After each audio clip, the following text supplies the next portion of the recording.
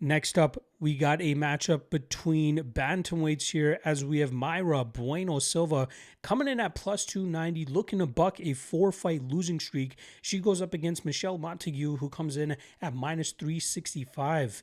Now, starting off on the Bueno Silva side of things, like I said, she's on a 4-fight losing streak, and that started with her vacant title fight loss to Raquel Pennington back in January of 2024. Going into that matchup, she had a solid winning streak going. I believe it was officially a 3-fight winning streak, although she did have a submission win over Holly Holm after that, which made it a 4-fight winning streak, but she tested positive for banned substances, and that fight ended up being changed to a no contest. The UFC didn't seem to care, as they still awarded Bueno Silva with a title shot, but after a hot start, she was unable to muster up any more success over Pennington, who was able to win the next 4 rounds to easily win that fight on the scorecards.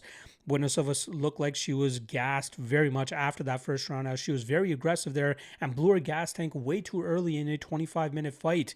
She's quite aggressive, right? We saw that in the opening portions of her fight against Macy Chiasson until Chiasson landed a nasty strike to open up a bad cut on Silva, which forced a stoppage to that fight in the second round. And then in her next 2 fights, we saw her get completely out-grappled by Jasmine Jasudavicius and then completely outstruck by Jacqueline Cavalcanti. Silva, 34 years old, actually just announced within the last 24 hours that she is expecting her first child with her partner, former UFC fighter Gloria De Paula. I believe De Paula obviously being the pregnant one. There's no way Silva would be fighting this weekend if she was pregnant. But maybe that adds some extra motivation to her to try to get the win this weekend and try to buck this losing streak, which could potentially be the end of her UFC career if she can't get the win. In 5 chances, you got to get a win. She's aggressive, has some good Muay Thai, has an aggressive submission game as well, unless she's fighting somebody that can actually keep her on her back and avoid those heel hooks, knee bars, keep her from throwing up triangles and arm bars as well. And you have to keep an eye on her gas tank as well, just because she doesn't seem to manage it all that well. Now, she's going up against Michelle Montague, who is 7-0, coming into the UFC back against Luana Carolina. I believe that fight was in September. She was 6-0 with all 6 wins coming by rear naked choke. Now, it's not like she was just going for those submissions. There were certain fights where she was seeking other submissions. She failed on them, and then she found herself in a position to get the rear naked choke, so she just took it. She showcased that she can do it all the way in round 3 if she needs to. She's a big fighter. She used to fight at 155, I believe, as an amateur. Then she fought the majority of her pro career at 145, and then her first time making 135 was last time around, and she didn't seem like she had all that issue in terms of making the weight class.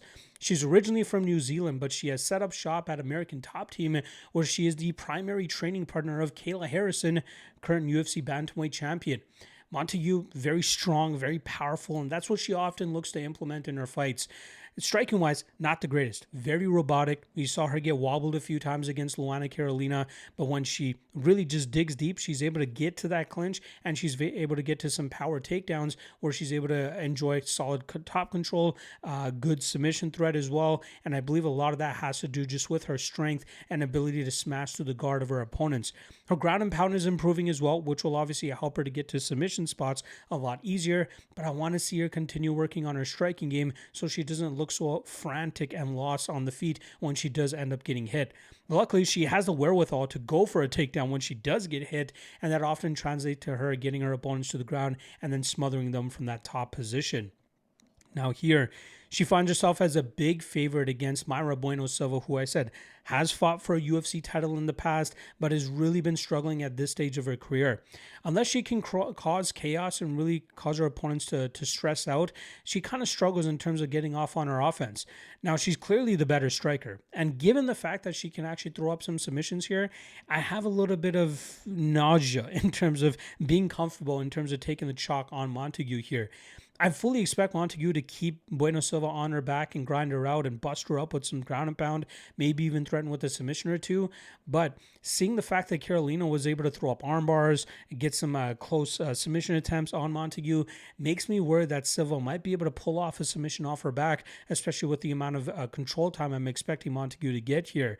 You can get Bueno Silva, at least on Monday of fight week, by submission at plus 950, which is not a bad hedge spot, but I'm still expecting Montague to get the win here, seeing how Jasudavicius was able to control her and have good success from top position.